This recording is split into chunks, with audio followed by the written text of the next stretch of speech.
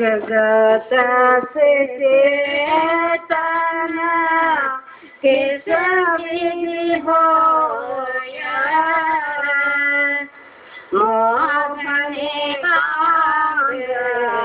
लिया अब मोही। పరమ సంత సద్గురులైన కొంచెం స్వామీజీ మహారాజుల గారి వాక్యములు ఏం వర్ణన చేస్తున్నారు. ఏ పరమాత్మ ఈ సంసార బంధనం నుంచి లేక ఈ జగత్తు నుంచి ఎట్లయితే నేను విడుదల ప్రాప్తి చేసుకుంటూ నీ సన్నిధానానికి ఎట్లయితే రాగలను, ఈ ప్రపంచంలో మోహం అనే ఒక వల ప్రతి ఒక్కరి మీద వేసేసింది. ఈ మోహరూపమైన వల అసాధ్యమైనది. బాబా జగపాథ మహాజాలం. సముద్రంలో కానీ నీళ్ళలో కానీ చేపలు పట్టేదాని కోసం ఒక వల వేస్తారు. ఎన్నో చేపలు చిక్కేసుకుంటావి. బయటికి తీసినప్పుడు విలవిల అవన్నీ తొనలాడుతూ జీవితముని ప్రాణమే అర్పణ అయిపోతుంది. అదేవిధంగా ఈ ఒక కాల జాలము లేక ఆ మోహరూపమైన వల ప్రతి ఒక్కరి మీద ఆ కాల పురుషుడు వేశాడు. మనమేమనుకుంటాము, ఈ సంసారంలో అందరూ చుట్టాలు, బంధువులు, మిత్రులు, ఇక్కడున్న డబ్బు సంపాదన అంతా చూస్తూ సంతోషపడతాం. ఎంతవరకు ఆ చేపల నీళ్ళలోనే ఉంటావో అంతవరకు ఆనందంగా ఉంటుంది. అయినా కానీ ఆ వాళ్ళ లోపల ఉన్నవి అని తెలుసుకోవు. ఎప్పుడు ఆ ఒక చేపలు పట్టే ఆయన వాళ్ళని బయటికి ఈడ్చినప్పుడే తెలిసేది. అంతవరకు తెలివి కాదన్నమాట. అట్లనే మనకు ఈ మోహశక్తి చాలా ప్రబలమైనది. మనకు గుర్తు కూడా ఉండదు. కాలపురుషుడు ఈ మోహరూపమైన వల ఎందుకు మన మీద వేసాడు అనే ఒక ఆలోచన కూడా మనకు ఉండదు. మనం ఇంతే చూస్తాం. ఏ ప్రపంచంలో సుఖంగా, హాయిగా, సంతోషంగా ఉండాలి, అందులాగా నేను బతకాలి, డబ్బు సంపాదించాలి, నాకెంతో మంది చుట్టాలు చేసుకోవాలి, బంధువులు మిత్రులు పెంచుకోవాలి. దీనిలోనే సమయం వెళ్ళిపోయింది.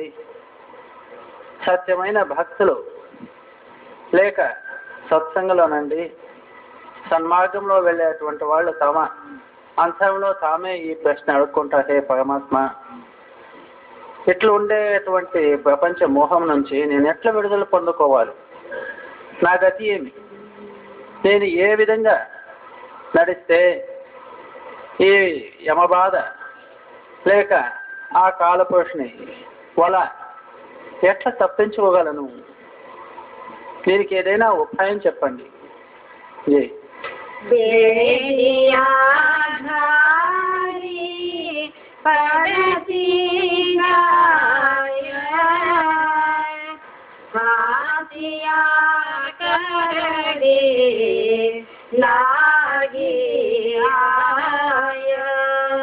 ఎన్ని రోజులు ఈ ప్రపంచంలో జీవితం గడుపుతున్నామో అన్ని రోజులు ఇంకా ఎక్కువ చేసుకుంటూనే పోయాం. బేడీలు అంటారు, దొంగలు ఏదైనా తప్పు చేసిన వాళ్ళకి పోలీసులు చేతికి బేడీలేసి పట్టుకెళ్తారు. ఇక్కడ జైలు కాని, బందీ కాని. అదేవిధంగా ఆ కాలపురుషుడు మన మీద బేడీల మీద బేడీలు అనుకోండి, పోలీసు వాళ్ళ చేతులకు వేయచ్చు. ఆ కాలపురుషుడు రోమానికి బేడీలు వేసి కట్టేశాడు. ప్రతిరోజు ఎక్కువ చేసుకుంటూ పోతున్నాం.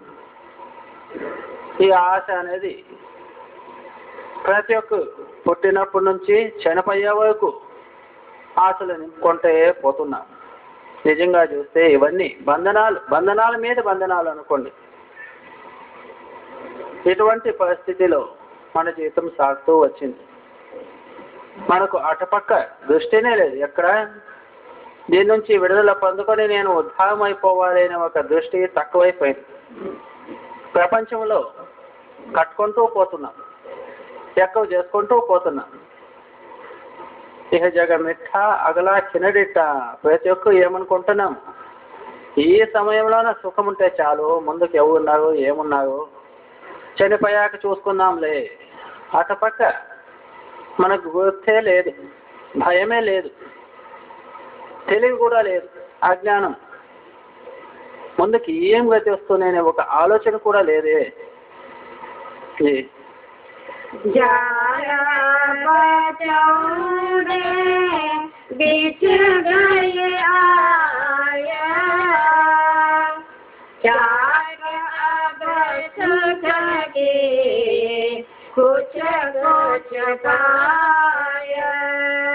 ఆ కాలపురుషుని శక్తి అద్భుతమైనది. అది ఎక్కడ చూసినా బంధనమే. కానీ మనకు ఆ బంధనం అనేది తెలుసుకోలేక మనకంటే కనిపించేది ఏమి అల్ప సుఖం. ఆ కాలపురుషుడే ఇటువంటి విషయరూపమైన అల్ప సుఖాన్ని మన ఎదురుగా వేసి దానిలో మనం మర్చిపోయేట్టు చేసి మన జీవితాన్ని పోగొడుతున్నాడు. మహాత్ములు మంచి మంచి ఉదాహరణలు ఇచ్చి మనకు బుద్ధి వచ్చేట్లు చెప్పినా కానీ మన పరిస్థితి అట్లనే ఉంటుంది. ఒకప్పుడు ఒక రాజు వేటాడడానికి పోయి ఉంటాడు. పోతూ పోతూ అకస్మాత్తుగా దారి తప్పిపోతుంది. తప్పైనప్పుడు ముందుకు ఏం చేయాలో తెలియదు. అరణ్యంలో చిక్కేసుకుంటాడు. ఇంకా భయగ్రస్తుడైతాడు. ఇంకేం చేయాలని వెనక ముందు చూసేటప్పుడు అకస్మాత్తుగా ఒక పులి తరుముకొని వచ్చింది. ఇంకా భయం ఎక్కువైపోయింది. ఏం చేయాలి అని ఈ సమస్య. ఇంకా అక్కడే ఉండిపోయానంటే పులి తినేస్తుంది. ఇంకేదైనా ఉపాయం చేయాలని దగ్గరనే ఉండేటువంటి పెద్ద వృక్షం ఆ మాను మీద ఎక్కి కష్టపడి ఎక్కుతాడు. ఎక్కి మంచి భద్రంగా ఉండేటువంటి ఒక కొమ్మ మీద కూర్చున్నాడు. తనకు తానేమి తెలుసుకుంటాడు, ఏ భయం నుంచి నేను పాగైనాము. కానీ అంతకే కాలేదు. ఆ పులి కింద కొమ్మ కింద మాను కింద కాసుకోండి, ఎప్పుడు దిగి వస్తాడో. భయం ఎటువంటి స్థితిలోన భయగ్రస్తుడై అక్కడ కూర్చున్నప్పుడు చూస్తాడంటే ఏ కొమ్మ మీద కూర్చున్నాడో ఆ కొమ్మని 2 ఎలకలు కొరుకుతూ ఉన్నది. ఒకటి తెల్ల ఎలక, ఇంకొకటి నల్ల ఎలక. క్షణం క్షణం ఆ కొమ్మని కొరకేస్తూ ఉన్నది. ఆయనకి ఇంకా భయమైంది. ఈ ఎలకలు కొమ్మని కొరికాక కొమ్మ కింద పడినప్పుడు నేను పులి పాలైపోతాను, నా గతి ఏమైనా భయం వస్తుంది. అదే ఆలోచనలో కూర్చున్నప్పుడు ఏం గతి అని పైన చూస్తాడు. పైన చూస్తే ఒక శాని అక్కడ గూడు కట్టింది. శాని పులులు అక్కడ తేనె నిండిపోయి ఒక చుక్క కిందకి పడుతూ ఉంది. సీదా వచ్చి ఆయన ముఖం నాలుక మీద పడుతుంది. ఆ స్వాదం అనుభవిస్తూ ఆ సుఖాన్ని ప్రాప్తి చేసుకుంటూ ఆ తేనె తాగుతూ నేను ఎక్కడ కూర్చున్నాను, నా గతి ఏమి అంతా మర్చిపోయాడు. ఇప్పుడు అతని ధ్యాస అంతా ఏమైంది, తేనె స్వాదం అనుభవించడం అంతే. ముందుకు ఈ కొమ్మ కింద పడినప్పుడు నా గతి ఏమి, పులి పాలైపోతాను కదా అనేది సంపూర్ణంగా మర్చిపోయాడు. తేనె స్వాదం ఇట్లా ఆయనకి అజ్ఞానము లేక మరపులో వేసేసింది. కానీ ఎంత సమయం ఉండొచ్చు. చివరకు ఆ ఎలకలు ఆ కొమ్మను కత్తిచేస్తారు. ఆయన కిందకి పడినప్పుడు పులి పాలైపోయాడు. అదేవిధంగా ఆ కాలపురుషుడు మనల్ని తీసుకువెళ్ళడానికి క్షణము ఏమి, ఒకటి తెల్లది ఒకటి నల్లది ఎలకలంటే ఒకటి దినము ఒకటి రాత్రి. దినము రాత్రి మన ఆయుష్యం ఏమి, ఎంత ఆయుష్యం ఉన్నదో, ఎన్ని శ్వాసలు ఉన్నావో అదే కొమ్ము ఆధారము ప్రతిరోజు క్షీణమైపోతున్నది, తగ్గిపోతున్నది. ఒకరోజు కిందకి పడతాం, కాలరూపమైన పులి తినేస్తాడు. మనకు ఆ భయమే లేదు, అల్ప సుఖం. ఆ తేనె స్వాదంలో మనం మర్చిపోయాం. ఎటువంటి జీవితం చేస్తున్నాము దానికి లెక్కే లేదు.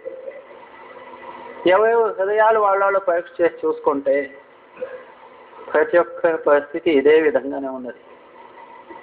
ముందుకు నా గతి ఏమి, కాలపురుషుడు తప్పించుకునేదానికి దోవ అనేది పెట్టనే లేదే. दुर्गावतीचे होगाया खबर नहीं उसके कौन बताए और दुर्गावतीचे होगाया खबर नहीं उसके कौन बताए ఏమంటున్నావు? సంకటం అంటే సంకటం ఇక్కడ. ఎటువంటి పరిస్థితుల్లో పడాము ఎవరు బుద్ధి చెప్పేవాళ్ళే లేదు. ఎప్పుడైతే చెప్పే స్థితిని ఇట్లా ఉంది. ఒకరికి రోజు మనం ఇంకా కింద వేసే మాటలే మనల్ని కిందేసే మాటలే చెప్పిస్తారు. గడ్డ మీద ఎక్కించే వాళ్ళు ఎవరో లేవు ఇక్కడ. ఇటువంటి పరిస్థితి చూడండి. ప్రతి ఒక్క మనసులో ఏముంది? ఎట్లయినా చేసి ముందు సంవత్సరంలో ఇంత డబ్బు సంపాదించాలి అనే ఒక ఆశ ఉంటుంది. అంతకే శాంతి సమాధానం ఉందే అంటే ఉండదు. పెద్ద పెద్ద మహాత్ములంతా ఏమంటారు? ఈ డబ్బు ఈ సంపాదన నీతో పాటు ఆదిది. కబీర్ సాహెబ్లు ఏమంటారు ఒక చోట, కబీర్ శోధన సంచియే జో ఆగేకో హోయ. అటువంటి డబ్బు సంపాదించేయండి. మీకు ఈ ప్రపంచంలోనే కాదు ముందు కూడా సహాయం చేసేటువంటి డబ్బు ఏముందో ఆ డబ్బు సంపాదించండి. శీర్ష చడాయే ఘాటుని జాతన దేకాకో. ఇక్కడ డబ్బు ఏమైనా తల మీద గంట కొట్టుకొని ట్రంక్లో కూడబెట్టుకొని తీసుకువెళ్ళే వాళ్ళని ఏవైనా చూశారా? ప్రపంచం డబ్బు గంట కట్టుకొని తల మీద పెట్టుకొని పయ్యప్పుడు తీసుకొని వెళ్ళే వాళ్ళని ఏవైనా చూశారా అంటే లేదు. పెద్ద పెద్ద శ్రీమంతులు మహారాజాలు అందరూ అక్కడదక్కడే వదిలిపెట్టి వెళ్ళిపోయారు. రామగయో రావణగయో జాకో బహుపరివారు. పెద్ద పెద్ద వాళ్ళు అవతారాదులు, రావణుడు, సువర్ణ లంక అంతా వదిలిపెట్టి వెళ్ళిపోయాడు. ఇటువంటి పరిస్థితి రామగయో రావణగయో జాకో బహుపరివారు అంత్యకాల తిరునారహే స్వప్న హి సంసార్. ఈ జీవితము కలమాదు స్వప్నమాదు వెళ్ళిపోతూ ఉన్నది. యావది స్థిరం లేదు ఇక్కడ.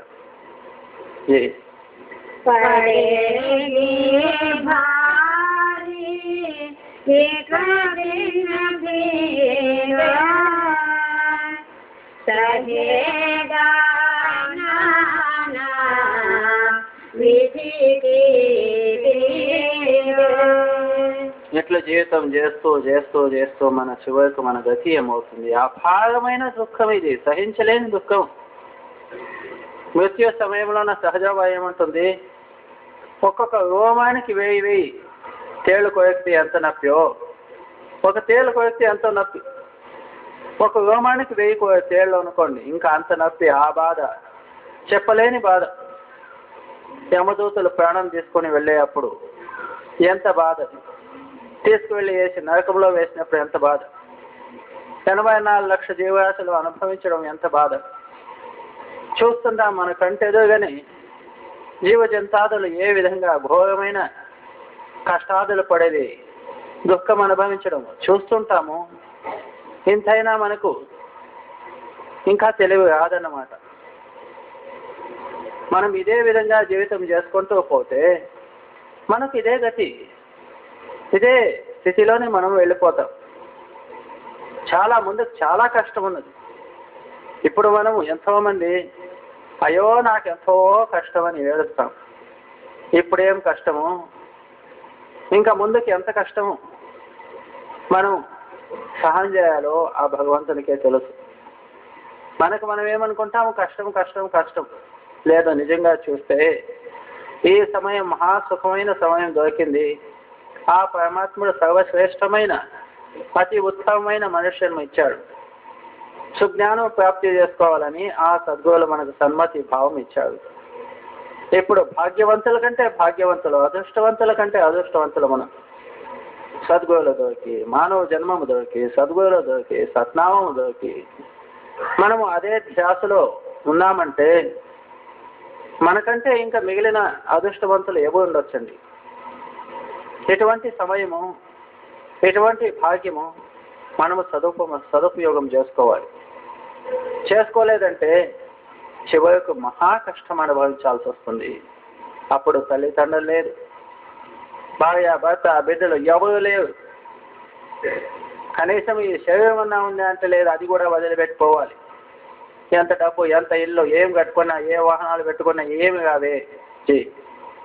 करेगा पछतावा जब बहुत अभी तो सुनाता नहीं दिन खोत. ఇప్పుడు మనకు మహాత్ములు ఎంత మంచిగా ఎన్ని హితవాక్యాలు చెప్పినా మనం విను. దుర్బుద్ధి, దురహంకారము లేక కాలుపమైన వల మాయా పడిపోయింది. ముందుకు ఇటువంటి పరిస్థితి వస్తుంది అని చెప్పినా కానీ మనకు బుద్ధి రావడం లేదు. ఇటువంటి పరిస్థితిలో ఉన్నాము. మహాత్ములు మనకు ఎంతో హెచ్చరిక చెప్తున్నారు, అయ్యా ఈ జీవితం ఇట్లనే గడపొద్దండి, మీకు సుఖంగా ఆనందంగా ఈ జీవితం గడిపి తదనంతరం ఆ పరమాత్మ లోకంలో వెళ్ళడానికి కోసం పరమాత్మ మనుష్యను మీకు ఇచ్చి పంపించాడు, కృప చేసి పంపించాడు. ఇప్పుడు సన్మార్గంలో వెళ్ళమని చెప్పినా కానీ మనం చెవులో వేసుకోం. ఏమని చెప్పేది? ఒకప్పుడు ఒక దేశంలోన ఒక రాజు ఉండే. ఆ రాజు ఆ దేశంలో పద్ధతి ఏమంటే, రాజు చనిపోయినప్పుడు ఆ వంశపారంపర్యం లేదు. ఆ దేశంలో ఎవరైనా రాజు కావచ్చు. 5 ఏళ్ళు రాజ్యం నడిపిన తర్వాత ఆయన ఆ రాజ్యం నుంచి బయట ఒక పెద్ద నది అటుపక్కన ఘోరమైన అరణ్యం. అక్కడ ఎన్నో మంచి క్రూరమైన పశువులు, జంతువులు ఉండేది. 5 సంవత్సరాల తర్వాత ఆయన్ని తీసుకువెళ్ళి అటుపక్కన నది అటుపక్కన అరణ్యంలో వేసేసేవాళ్ళు. ఎంతోమంది రాజు కావాలనే ఒక ఆశ ఉన్నా కానీ 5 సంవత్సరాల తర్వాత ఇటువంటి కష్టం అనుభవించాలి కదా అనే భయం. ఎందుకంటే ఏకాఏకి తీసుకువెళ్ళి అటుపక్కన వేసేసేది అంతే. ఆయన బతికాడో చనిపోయాడో, భోజనం ఎట్లో తిండెట్లో ఏ వ్యవస్థ లేదు అటుపక్కన. ఘోరమైన అరణ్యం. ఇదే పరిస్థితి, ఇదే ఒక కానూను, ఇదే నియమం ఉండింది. ఇట్లున్నప్పుడు ఎంతో కష్టపడి ఎవరో ఒకరో ఇద్దరు వచ్చేవాళ్ళు. రాజ్యం 5 సంవత్సరాలు నడిపిన తర్వాత ఎంతో ఏడ్చుకొని నప్పితో వెళ్ళిపోయేవాడు. ఇట్లుండే అప్పుడు అకస్మాత్తుగా ఒక ఆయన వస్తాడు, రాజు అవుతాడు. 1 సంవత్సరం అయింది, సంతోషంగా రాజ్య దర్బారు నడిపాడు. 2 సంవత్సరాలు, 3 సంవత్సరాలు. సాధారణంగా 3వ సంవత్సరము 4వ సంవత్సరం వచ్చిందంటే అప్పుడు నొప్పి, బాధ. ఎందుకంటే ఇంకా 1 సంవత్సరం అయ్యాక నాకు ఇట్లా అవుతుంది అని ఏడ్చేవాళ్ళు. ఇతను చూస్తే ఏమి ఏడి లేదు, నొప్పి లేదు, ఆనందంగా సుఖంగా ఉన్నాడు. 5వ సంవత్సరం వచ్చింది, అదేవిధంగా ఆనందంగా నవ్వుతూ ఉన్నాడు. 5 సంవత్సరాలు ఏదో గడిచిపోయింది. అప్పుడు ఆయన ధోనిలో తీసుకెళ్ళేప్పుడు ధోని నడిపేటప్పుడు ఆయన ధోని నడిపే ఆయన ఎన్నో రాజులను తీసుకువెళ్ళి అటుపక్కన వేశాడు. ప్రతి ఒక్కరు ఏడ్చుకుంటూ నొప్పితో బాధతో వెళ్ళేవాళ్ళు. ఇతను చూస్తే హాయిగా ఖుషీగా సంతోషం కూర్చున్నాడు. ఇతనికి ఆశ్చర్యం అవుతుంది, ఇదేం పరిస్థితి? ఎంతోమంది నేను అటుపక్కన వదిలిపెట్టి వచ్చాను, ప్రతి కొట్టుకొని ఏడ్చుకొని పోయారు. నువ్వు చూస్తే ఆనందంగా నవ్వుతూ కూర్చున్నావు. ఏం నీ ప్లాను? నాకేమైనా మోసం చేసి ట్రిక్ చేసి నన్నేమైనా కిందకి దప్పేసి నువ్వు వాపస్ పోవాలనుకుంటున్నావో ఏమో. ఇది సాధ్యం లేదన్నమాట. ఎందుకు నువ్వు సంతోషంగా నవ్వుతూ కూర్చున్నావు ఎందుకు? ఆయన ఏమంటాడు, నాలో అటువంటి దుర్బుద్ధి ఏం లేదు, నీకే తెలుస్తుంది, కొంతసేపు ఆగు. నది మధ్యలో వచ్చినా కానీ ఆయన నవ్వుతూనే ఉన్నాడు. ఇంకా అటు పక్కన వదిలిపెట్టాలి. అప్పుడు అంటాడు, నువ్వు నేను ఎందుకు నవ్వుతున్నాను అనేది నీకు అర్థం కావాలంటే నాతో పాటు నువ్వు నీకు చూపిస్తాను, ఏం చేశానని చూపిస్తాను. సరే ఒప్పుకున్నాడు. ఇద్దరు నది దాటి అటు పక్కన దిగాడు. చూస్తాడంటే వైభవమైన దేశం, అక్కడ ఆనందంగా ఉన్నది. ఆశ్చర్యం అయిపోయింది. ఎన్నోసార్లు నేను ఎంతో మంది రాజులను ఇటు పక్కన వదిలిపెట్టి వచ్చాను కదా, ఇటువంటి దేశాన్ని నేను ఎప్పుడూ చూడలేదు, ఇది ఎక్కడి నుంచి వచ్చింది? అప్పుడు ఆ రాజు ఏమంటాడు, వేరే రాజులు 5 సంవత్సరాలు రాజభాగము ఆ రాజమధువులోన నడిపారు, తర్వాత వాళ్ళ దిక్కు ఏమైంది అని నువ్వు చూసావు, కానీ నేను అటువంటి పని చేయలేదు. నేను 1వ సంవత్సరం అయిన తర్వాత ఇదంతా ఆలోచనలు చేశాను. మొదటే చేసి ఇవన్నీ ఏర్పాట్లు చేసుకున్నాను. 1 సంవత్సరం అయిన తర్వాత మంచి ప్లాన్ తీశాను. మంచి మంచి సర్వేలను పంపించి ఆ దేశం అరణ్యం ఎంత ఉంది అంతా లెక్కేపించాను. 2వ సంవత్సరంలోనే రాజధాని ఎక్కడ ఉండాలి, ప్రజలకు ఇండ్లు ఎక్కడ కట్టాలి, అవన్నీ నేను గుర్తుపెట్టుకొని అదే విధంగా కట్టించుకున్నాను. 3వ సంవత్సరము నాకు మెచ్చిన వాళ్ళు ఎవరు, నాకు దాసానుదాసులుగా ఉండేటువంటి విశ్వాసంతో ఉండేటువంటి ప్రజలు ఎవరున్నారో వాళ్ళందరినీ సాగించేసి ఇక్కడికి మంచి దర్బారు ఇక్కడంతా ఏర్పాట్లు చేసుకున్నాను. 4వ సంవత్సరం అయ్యాక ఏమేమి వ్యవస్థలు కావాలో వాళ్ళు ఉండడానికి అన్నీను కట్టించుకున్నాను. ఇంకా 5వ సంవత్సరం అయ్యాక నేను కొద్ది వస్తున్నాను. ఇక్కడ నాకు 5 సంవత్సరాలు కాదు, జీవితం అంతా నేను హాయిగా ఉంటాను. ఇట్లా ఆయన మొదటే ఏర్పాటు చేసుకున్న దానివల్ల ఆయన జీవితం సుఖంగా వెళ్ళిపోయింది. అదేవిధంగా మనము ఇక్కడ ఈ ప్రపంచంలోనే ఇన్నే సంవత్సరాలు ఉండాలని ఒక లెక్క. ఇక్కడ ఈ లెక్క అయిపోయాక యమయాతన 84 లక్షల జీవరాశులు, ఘోరమైన అరణ్యం, అది గావలేదు. ముందుకు ఎక్కడ పోవాలో తెలివి ఏమి గుర్తులేదు. అటువంటి అజ్ఞానంలో వేసేస్తారు. ఎవరు మొదట ఏర్పాటు చేసుకున్నారో, ఎట్లా ఆ రాజు ఏర్పాటు చేసుకుని ఆనందంగా అటు పక్కన వెళ్ళిపోయాడో అట్లనే మనం మొదటే ఏర్పాటు చేసుకున్నామంటే ఈ శరీరాన్ని వదిలిపెట్టి ఆనందంగా ఖుషీగా మన లోకానికి మనం వెళ్ళి సదా సుఖంగా ఉండొచ్చు. ఎవరు ఏర్పాటు చేసుకున్నవాళ్ళు, ఎవరేమి ఏర్పాటు చేసుకోలేదో వాళ్ళ గతి ఏమి యమయాతన. ఇటువంటి వాక్యాలు మనం విని ఎప్పుడైనా మనము ముందుకు ఏం చేస్తే మనం సుఖంగా వెళ్ళొచ్చునో ఆ ఏర్పాటు ఇప్పుడే, ఈనాడే, ఈ రోజే, ఈ క్షణమే చేయడానికి ప్రారంభిస్తే మనం బతకవచ్చు. లేదంటే నాశనం అయిపోయేది తప్పదన్నమాట.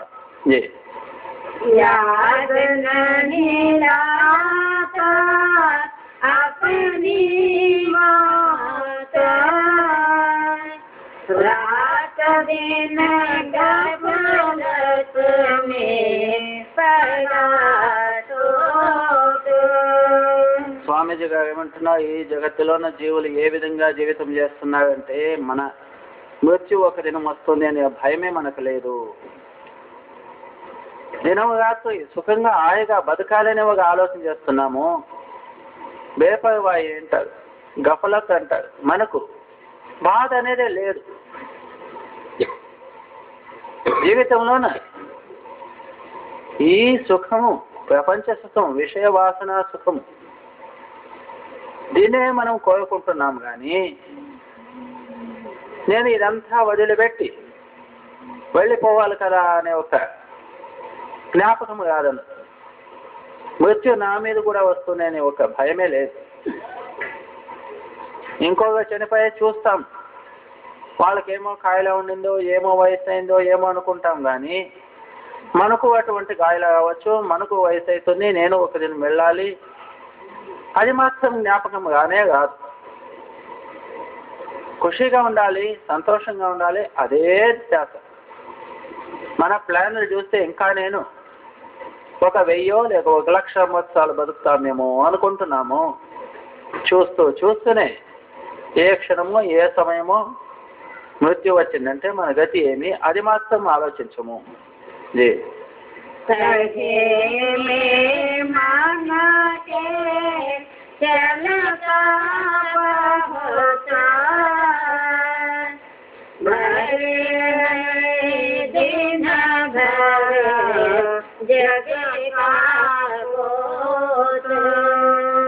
ప్రతి ఒక్కటి మనసు చెప్పినట్టే వినేది. మనసు చెప్పేదేమి, ఈ ప్రపంచ సుఖాలు అవే ఆశిస్తుంది. మనసు ఇదే బుద్ధి మనకు చెప్పించేది. అదే మనస్సే కాలశక్తి. ఆ కాలపురుషుడే మనం ఎటువంటి మరపులో వేసేదానికోసం మన వెంట ఈ మనసును వెట్టి పంపించాడు అనుకోండి. మనం దాన్ని తెలుసుకోలేక మనసు చెప్పినట్టే వినేది, మనసు చెప్పినట్టే నడిచేది. ఈ జీవితము అంతా మనస్సు వెంబడి జీవితం చేస్తూ పోయామనుకోండి.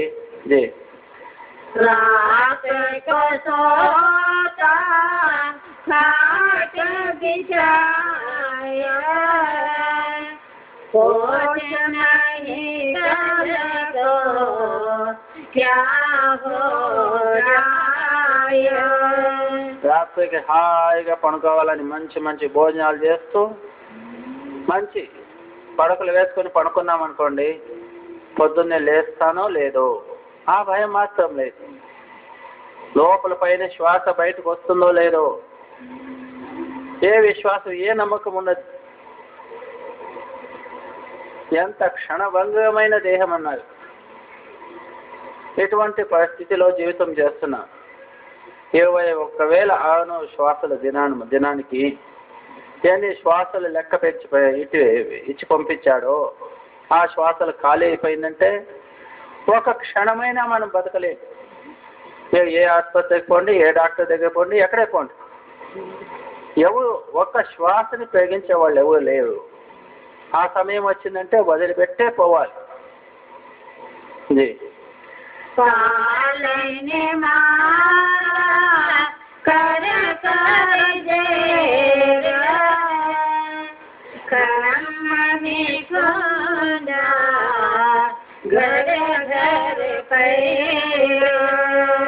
ఆ సమయంలోన ఆ కాలశక్తి యమదూతులు తప్పకుండా మనం తీసుకువెళ్ళిపోతారు. ఎందుకంటే మన అంతంలోన కర్మాదులు చేసుకుంటే వచ్చాం. కర్మ బాధ అనండి, కర్మది కట్టుకునే వచ్చాం. ఇప్పుడు కూడా కర్మాదులు చేస్తూనే వచ్చాము. అదే కర్మమే మనకు జనన మరణ బంధనానికి కారణము. మనల్ని సంపూర్ణంగా ధ్వంసం చేసేది వినాశకాల శక్తి అదే కర్మాదులే. ఎంతవరకు కర్మాలు అనేది ఉండదో అంతవరకు యమబాధ తప్పదు. మనం చేసేది ప్రతి ఒక్కటిను ఇంకా కర్మ బాధ ఎక్కువ చేసుకుంటూ పోతూనే వచ్చాం. ఇంకా కర్మాదులు వెళ్ళాలంటే సద్గురులు ఇచ్చినటువంటి సత్నామం మనం అభ్యాసం చేశామంటే కర్మాలు తెగిపోతాయి. కానీ అది చేయము. సద్గురు సేవ, సత్సంగము, సత్నామ అభ్యాసము ఇవన్నీ చేసుకున్నామంటే ఆ ఒక కర్మాదులు వెళ్ళిపోతాయి. ఆ పని మనం చేయలేదు. ఇంకా అదే తానే కర్మ పోవాలంటే పోదు. కట్టేసుకున్నాం. ఇవే పగ్గాలు చేతులతో కట్టేసుకున్నాం, కర్మరూపమైన పగ్గాలు. ఎట్లది తానే ఎట్లు పోతావు చెప్పండి? సాధ్యం లేదు.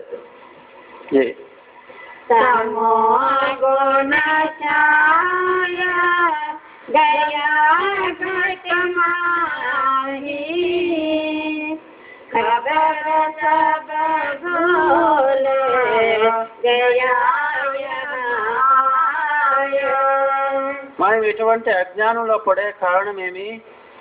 మనలో ఉండేటువంటి తమో గుణమే. తమో గుణం అంగమేమి? మహా అజ్ఞానము, ఆలస్యము. ఒక కించిత్ మాత్రమైన బుద్ధి, తెలివి, జ్ఞానం అనేది ఉండదు. మనకు మనం ఏమనుకుంటాము, నాకు ఎంతో బుద్ధి ఉంది, ఎంతో జ్ఞానం ఉంది, ఎంతో తెలివి ఉంది, ఎంతో చదువుకున్నాను.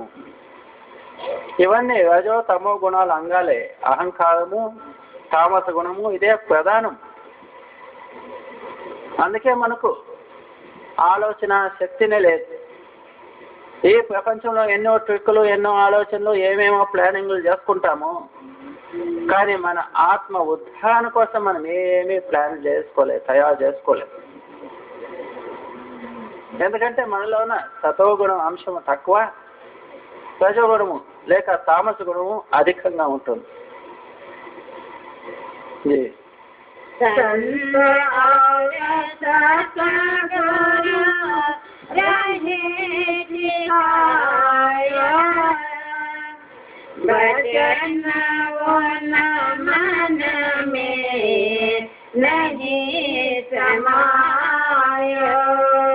మన హృదయంలోన ఆ సాత్విక గుణం ఉండిందైతే సద్గురువులు చెప్పినటువంటి వాక్యాలు మన హృదయంలోన కించిత్ మాత్రమైన మనం గ్రహించేవాళ్ళు. కానీ మన అంశంలోన ఎటువంటి దుర్బుద్ధి, తామస గుణము, రజగుణాలు ఉండిన వల్ల ఆ సద్గురువుల వాక్యాల్ని మనము వినలేదు, గ్రహించలేదు. మన ఉద్ధారణ కోసం వాళ్ళు హెచ్చరికిస్తూ ఎంతో మనకు జాగ్రత్త చేస్తూ వచ్చారు. సంత మహాత్ములు ప్రతి ఒక్క సమయంలోనూ జీవుడు ఉద్ధారత కోసం ఈ ప్రపంచంలో జన్మధారణ చేస్తూనే వచ్చారు. ఎంతో మంది జీవులకు ఉద్ధారం చేయాలని, లేక ప్రతి ఒక్కరిని ఆ సత్లోకానికి తీసుకువెళ్ళాలని ఎంతో ప్రయత్నం చేస్తారు. కానీ జడ జీవులు, అజ్ఞానంలో పడినట్టు జీవులు వాళ్ళ వాక్యాలని విన్నా కానీ గ్రహించవు. లోపల పైన వినేది, లోపల మనస్సు అనేదే. మనస్సు చెప్పినట్టే నడిచేది. పైన మన మందు గొప్పొత్తులే, నిజంగా చూస్తే మనస్సు చెప్పినట్టు వినేటువంటి వాడు. మేము వాక్య ఆధీనంలో ఉన్నామా అంటే లేదు. జీ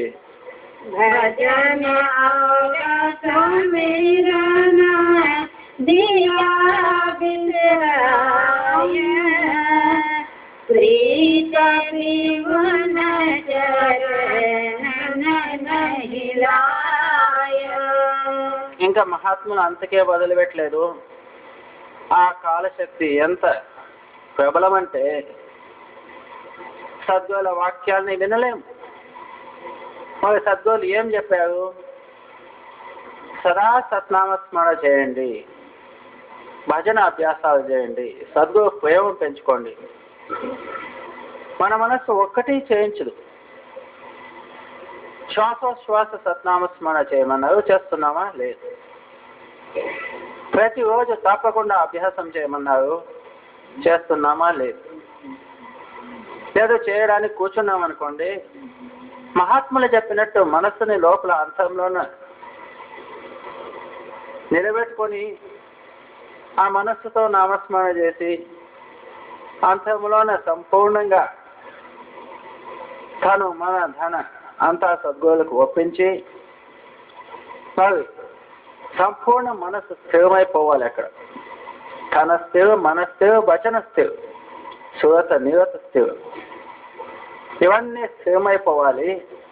అప్పుడు అంతరంలోన ఆ శబ్దము ధ్వని వినబడుతుంది అన్నారు. అటువంటి అభ్యాసం చేస్తున్నామంటే అది కూడా లేదు. ఇంకా సద్గురువుల ప్రేమ సంపాదన చేస్తున్నామా? అది కూడా లేదు. ఇది ఒక్కటైనా మనము చేయట్లేదు. ఇంకా ఉద్ధారమయ్యేది ఎట్లు? పరీక్షలోన పాస్ కావాలంటే ఎన్నో ప్రశ్నలు ఉంటాయి. దానిలో సగమైన ఉత్తరం మనం సరిగ్గా రాస్తే మాస్టర్లు మనకు పాస్ చేస్తారు అనుకోండి. మన ముందే మనం ప్రశ్నలు పెట్టుకుంటే ఒక ప్రశ్నకైనా మనము సరైన ఉత్తరం రాసామా అంటే లేదు. ఇంకా మనం పాస్ అయ్యేది. స్వామీజీ గారు అంటున్నారు, సత్నామ స్మరణ శ్వాసోశ్వాస చేయలేదు, భజన అభ్యాసాలు చేయలేదు, సద్గురు ప్రేమ సత్సంగ సేవలు చేయాలంటే అది చేయలేదు. గతి మనమే పరీక్ష చేసి చూసుకోవాలి. ఇంక వేరే వాళ్ళని అడిగేది వద్దు, వేరే ఒక పరీక్ష వద్దు ఇక్కడ. कहो सच छूटे जम की बात,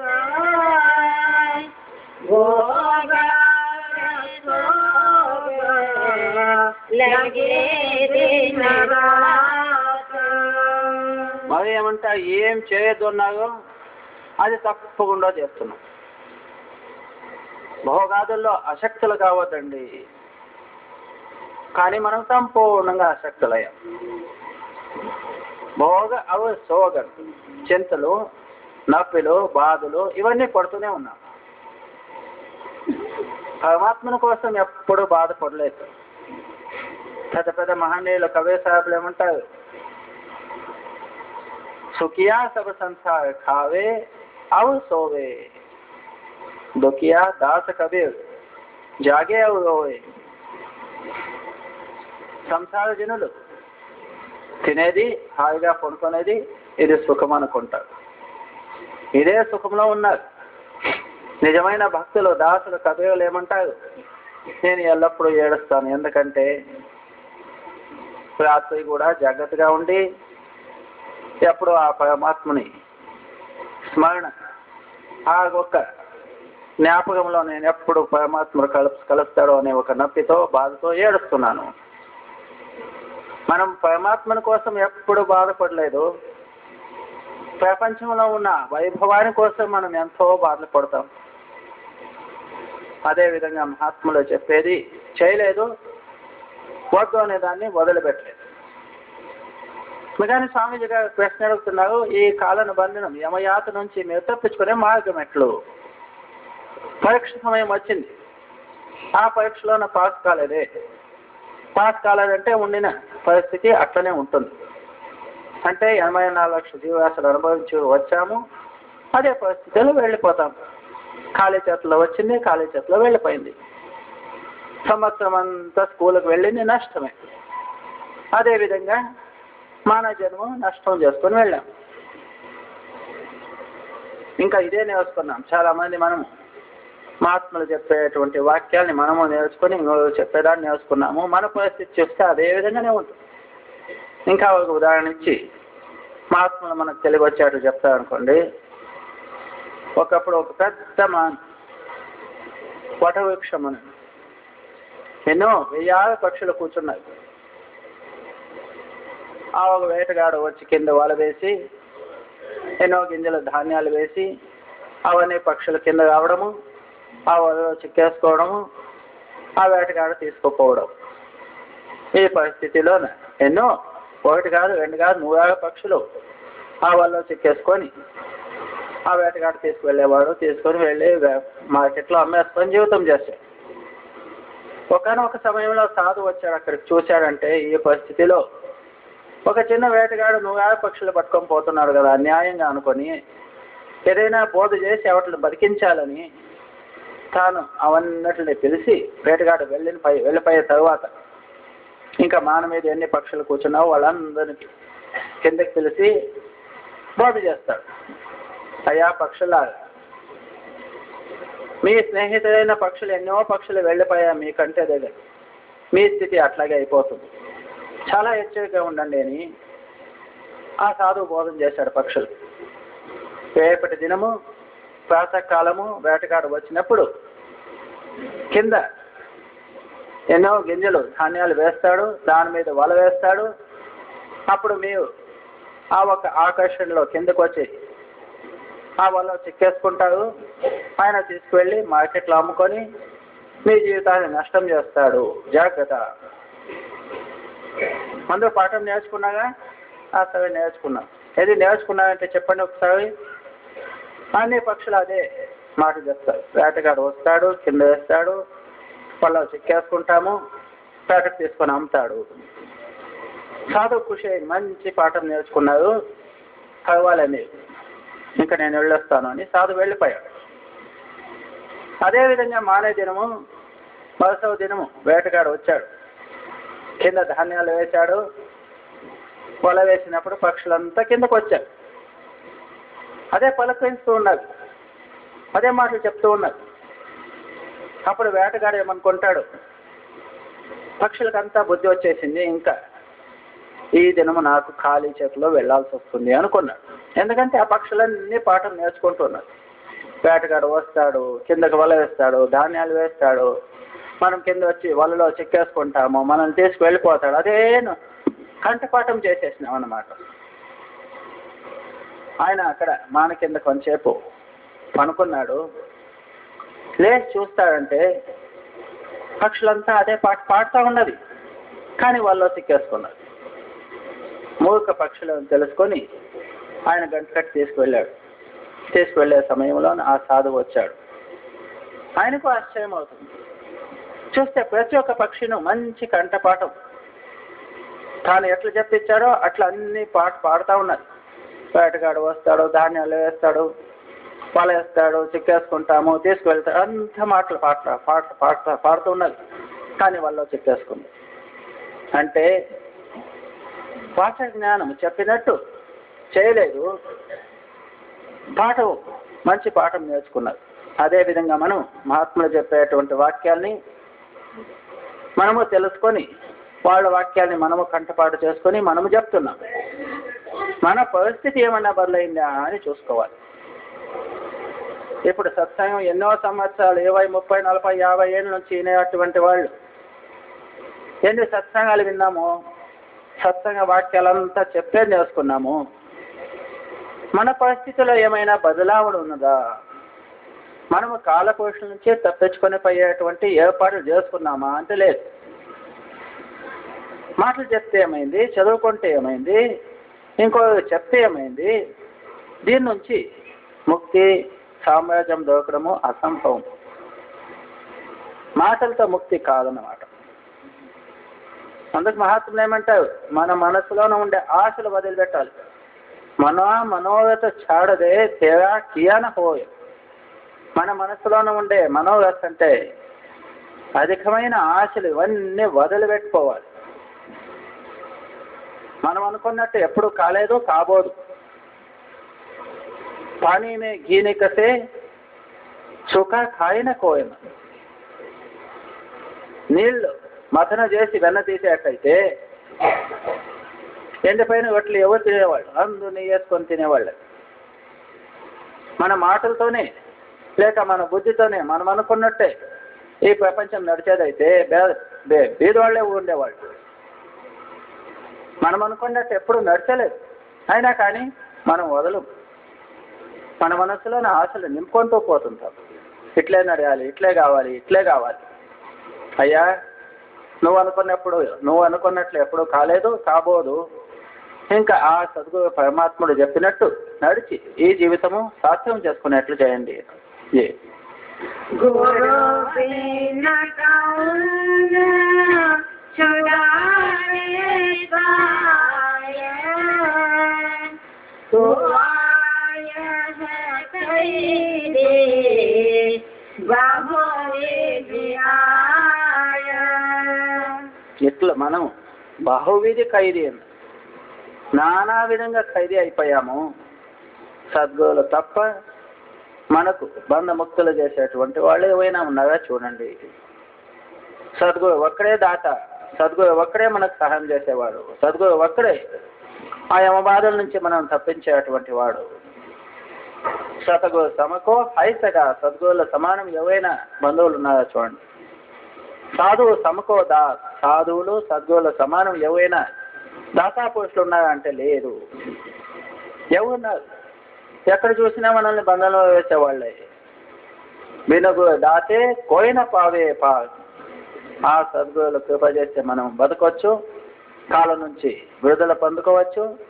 సద్గురుల కృప లేదంటే మనకు ఆ యమబాధ, ఆ యమలోకము తప్పదన్నమాట. జీ बिना सत्संग और बिना नाम न पावे कबही अपना धाम. సద్గురులు కృప చేసి సత్సంగం ద్వారా మన హృదయంలో ఉన్న సత్నామ ప్రేరణ చేసి మనల్ని ఆ దేశానికి తీసుకువెళ్ళొచ్చు. మన సద్గురువుల వాక్యం వినలేదు, సద్గురువుల ఆశ్రయం పొందలేదు, సత్నామ స్మరణ చేయలేదు, సత్సంగంలో వెళ్ళలేదంటే ఆ దేశానికి మనం వెళ్ళము, ఇక్కడే ఉండిపోవాల్సి వస్తుంది. ఇది సత్యమైన విషయం. జై స్వామి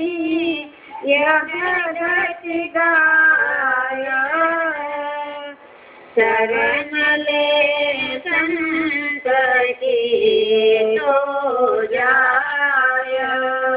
ఇంకా వేరే ఏం చేసి అక్కర్లేదు. దాన ధర్మాదులు, హోమ యజ్ఞాదులు, పూజ పాఠాదులు చేసుకుని ఇది ముక్తి పొందడానికి సాధ్యం లేదు. అదంతా మనస్సు చెప్పినట్టు చేసేది. ఇట్లా చేసిన భక్తి మనకు ఈ బంధం నుంచి విడుదల ప్రాప్తి చేసుకునే దానికి అవకాశం లేదు. నీకు ఈ బంధనం తెంపుకోవాలంటే సద్గురు శరణ పో. సద్గురు చెప్పినట్టు వినేది నేర్చుకో. మనస్సు చెప్పినట్టు వినేది నేర్చుకోవద్దు, వదిలిపెట్టాయి. ఇప్పుడు నువ్వు సద్గురుకు శరణపై సంపూర్ణంగా అతను చెప్పినట్టు చేసేది నేర్చుకొని అతను చెప్పినట్టు నీ జీవితాన్ని సాగించు. నీ ఉద్ధారం కావచ్చు. ఎటువంటి వాళ్ళైనా ఉద్ధారం కావచ్చు. అక్కడ పాప పుణ్యం ఏమీ లెక్కలేదు. కానీ అక్కడ విశ్వాసం కావాలి, అతిశయమైన ప్రేమ కావాలి, వాళ్ళు చెప్పినట్టు చేసేటువంటి బుద్ధి కావాలి. జీ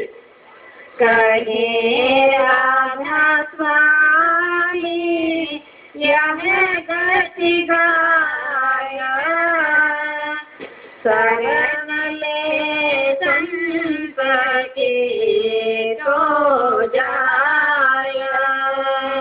రాధా